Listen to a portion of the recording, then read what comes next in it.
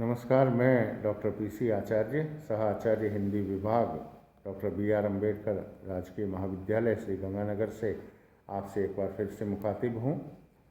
हम बात कर रहे थे पिछले व्याख्यान में छायावाद की, और छायावाद में केंद्र में रखकर श्री सुमित्रा नंदन पंत पर व्याख्यान की एक श्रृंखला का हमने समारंभ किया था।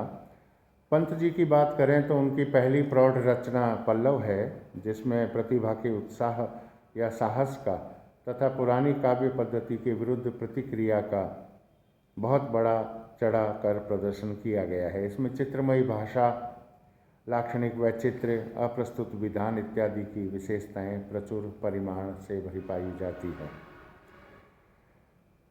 वीणा और पल्लव दोनों में अंग्रेजी कविताओं के लिए हुए भाव और अंग्रेजी भाषा के लाक्षणिक प्रयोग बहुत से मिलते हैं। कहीं कहीं आरोप और अध्यवसान व्यर्थ और अशक्त हैं, केवल चमत्कार और वक्रता के लिए रखे प्रतीत होते हैं। जैसे नयनों के बाल, आंसू, बाल शब्द जोड़ने की प्रवृत्ति बहुत अधिक पाई जाती है। जैसे मधुबाल, मधुपों के बाल शब्द का मनमाने लिंगों में प्रयोग भी प्रायः मिलता है।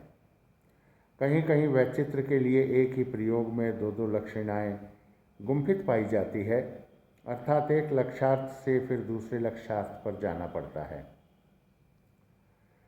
जैसे मर्म पीड़ा के हास में पहले हास का अर्थ लक्षणा द्वारा वृद्धि या विकास लेना पड़ता है, फिर यह जानकर कि सारा संबोधन कवि अपने या अपने मन के लिए करता है, हमें सारी पदावली का उपादान लक्षणा द्वारा लक्ष्यार्थ लेना पड़ता है। हे बढ़ी हुई मर्म पीड़ा वाले मन। इसी प्रकार कहीं कहीं दो अप्रस्तुत भी एक में उलझे पाए जाते हैं। जैसे अरुण कलियों से कोमल घाव, पहले घाव के लिए वर्ण के सादृश्य और कोमलता के साधर्म्य से कली की उपमा दी गई, पर घाव स्वयं अप्रस्तुत या लाक्षणिक है और उसका अर्थ है कसकती हुई स्मृति। इस तरह एक अप्रस्तुत लाकर फिर उस अप्रस्तुत के लिए दूसरा अप्रस्तुत लाया गया है। इसी प्रकार दो दो उपमान एक में उलझे हमें गुंजन की इन पंक्तियों में मिलते हैं।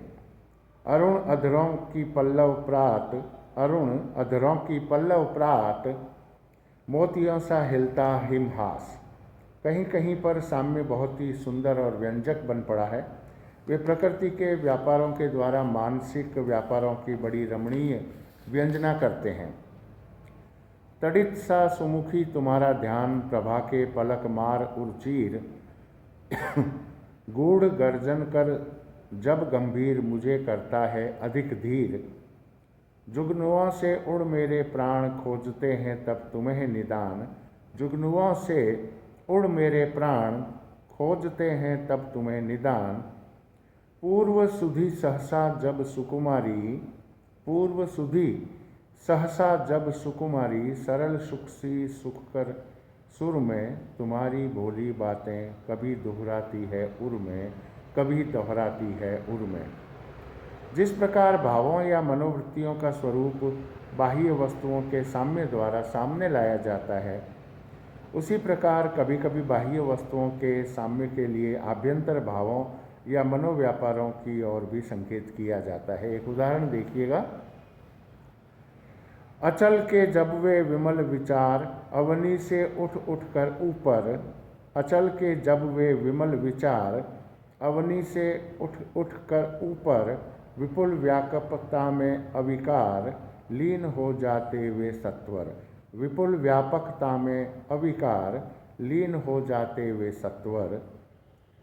हिमालय प्रदेश में यह दृश्य प्रायः देखने को मिलता है कि रात में जो बादल खड्डों में भर जाते हैं, वे प्रभात होते ही धीरे धीरे बहुत से टुकड़ों में बंटकर पहाड़ के ऊपर इधर उधर चढ़ते हुए दिखाई देते हैं और अंत में अनंत आकाश में विलीन हो जाते हैं। इसका साम्य कवि ने अचल ध्यान में मग्न योगी से दिखाया है, जिसकी निर्मल मनोवृत्तियां उच्चता को प्राप्त होती हुई उस अनंत सत्ता में मिल जाती है। पंत जी पर केंद्रित यह व्याख्यान क्रमशः आगे भी बढ़ेगा। तब तक के लिए बहुत बहुत धन्यवाद और शुभकामनाएं। खूब सजग रहें, स्वस्थ रहें, सतर्क रहें।